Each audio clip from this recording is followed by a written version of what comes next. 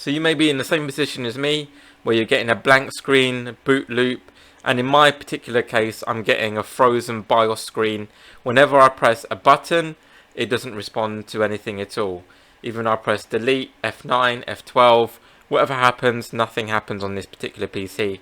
Some of these tips can apply when your motherboard is within your PC case, or it can apply when it's outside, and this is called breadboarding, which I'm doing now. Please like and subscribe if you like the content, and I'll take you through a full guide of how you can fix this. So first of all, you can probably do some of this inside your case.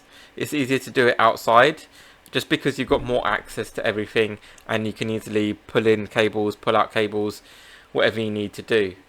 The first thing you want to have a look at, and generally what you get with a blank screen, is you tend to have a RAM issue or a faulty RAM stick. So you want to start pulling out some of your RAM sticks and just seeing if you boot the PC, if you start getting an image. You may need to take out all your RAM sticks, maybe swap out some of the slots that you're using, and you want to try and use different colored slots. The different colored slots signifies a different channel for the RAM, so you want to play around with that and see if that makes any difference or not. If that doesn't work, and you can actually do the RAM in the case, is you want to take out the SATA cables and see if you can at least get to the BIOS screen. And you want to unhook any drives, any hard drives, any SSDs and things like that.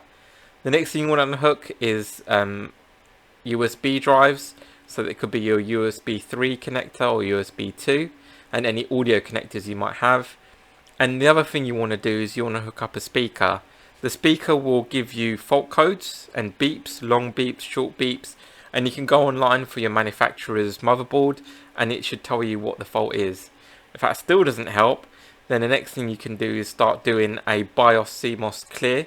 And actually this is probably one of the first things you could do, which is a common problem, is changing the battery for the BIOS. That tends to be forgotten about and never gets changed, so you can change that out and you have to clear the CMOS again. If your PC doesn't switch on, it just turns on for a second and switches off, most likely you've got an issue with your power supply, which again I had with this board as well, and you may need to source a secondary power supply. The other thing as well is you might have a faulty AIO cooler where it's not cooling the PC, and make sure it's connected to the right port. It should say CPU fan somewhere around the port where your CPU goes in. The other thing you also want to check is you want to take out the CPU and you want to check for any bent pins. If you've got any bent pins, then you'll need to bend them back or get a new motherboard. Another thing you can check is the outputs from the back of the motherboard. If it's switching on, you want to see if you're getting any power out of those USB slots, and also a good one to check is that optical port, because there should be a red light in there. If all else fails, and this is a situation that I ended up in, is I had to go out and buy a BIOS flash drive. This comes with 25 or 24 SPT. So depending on what type of BIOS chip you have to go online and check the manufacturer of your BIOS chip. You can have take a picture of the BIOS chip. Sometimes you might have a macro lens where it will give you a clear image of the writing on top. You put that on Google and it will give you the data sheet for that, and it will tell you if it's a 25 or 24. The 25 chip goes in the front of the sockets, the 4 slots at the front, and the 24 chip goes on the back. Most of them will be 25, I believe, so you would use the front slots. Then you'll have this ribbon connector, making sure that it's going in the right way.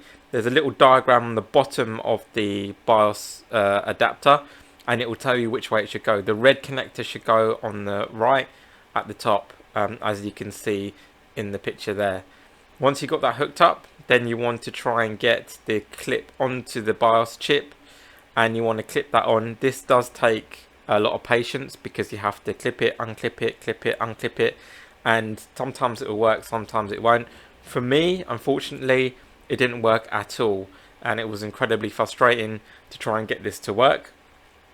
You should get a red LED to say that it's getting power. Then the red LED opposite it will be your data, and it will be telling you whether you're getting data on there. The other thing I did is I modded this chip so that it would run at 3.5 volts, and those wires are the wires that you need to put in place. There's one wire that you need to run to the 6th pin on that chip to the top of the MOSFET, and then, or power delivery, and then the middle power delivery would go onto the back on the first pin of that chip, and that will convert it from 5 volts to 3 volts, and that will prevent your BIOS chip from potentially getting any damage. Once you've done that, and this is what I had to do, is I had to desolder my BIOS chip, solder it onto this adapter, and then I managed to plug it in. When soldering the BIOS chip, you need to make sure that that little dimple that you've got there is soldered to pin 1. You always need to make sure that's soldered to pin 1 on the board, otherwise it won't work properly and you'll have all the pins mixed up.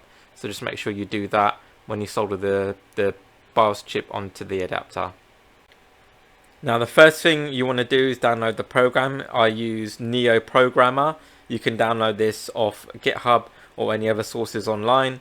And also you want to download the drivers. You've got a serial driver and you've also got a parallel driver. You really want to install the parallel driver, and it will say whether it's successful or not, and generally these drivers are downloaded at the same time as you're downloading the Neo Programmer, and they're generally zipped together in the same file. Once you've done that, you want to open Neo Programmer and you want to identify your chip.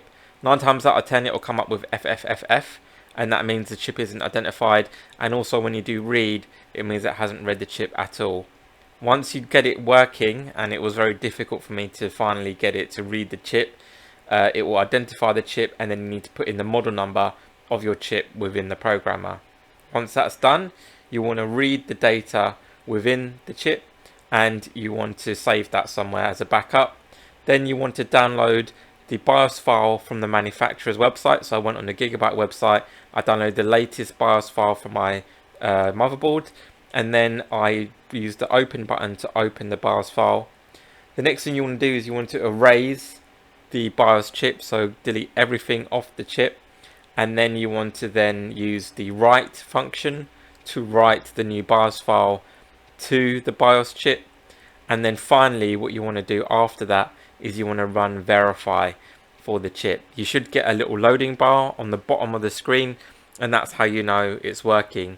This program is actually really good, Neo Programmer. It will tell you if there's any faults or errors. It will show you which way you need to load in your BIOS chip, and even it will tell you if it's having any read errors. Some of the other programs don't really tell you that, and it can be a little frustrating to use. I used probably about 3 or 4. All of them were quite frustrating. You might get more luck with some of the other ones, but personally I found Neo Programmer to work the best. It's also a third-party clip that will make it much easier to connect onto your BIOS chip without having to do the whole faff of desoldering. Once it's all written and it's verified, you need to desolder your BIOS chip and solder it back in place in the right orientation back onto your motherboard. So once that's done, as you can see here, I finally got my BIOS screen working, and I'm so happy I managed to rescue this motherboard. If you like this content, please make sure you like and subscribe, and I'll make more videos and hopefully help more people out in the future.